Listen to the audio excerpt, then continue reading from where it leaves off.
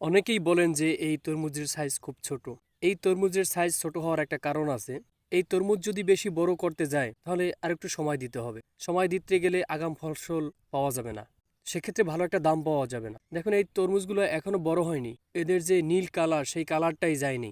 এগুলোকে যদি আরেকটু পানি খাওয়ানো হয়, আরেকটু সময় দেওয়া হয় তাহলে দেখা যায় 10 থেকে 12 কেজি ওজন হবে অ্যাভেলেবেল। কিন্তু এখন যেটা আছে 5 থেকে 7 কেজি কিংবা 8-9 কেজি এর উপরেও আছে, কিন্তু বেশি একটা না। অ্যাভারেজ হিসাব করলে 6 থেকে 7 কেজি ওজনের ফল আছে। তো এই ফলটা যদি একটু লেটে আসে তখন এই দামটা পাওয়া যাবে না। সেই দামের কথা বিবেচনা করেই ছোট কিংবা বড় সেটা কোনো বিষয় না, আগাম তুলতে হবে সেটাই হলো বিষয়।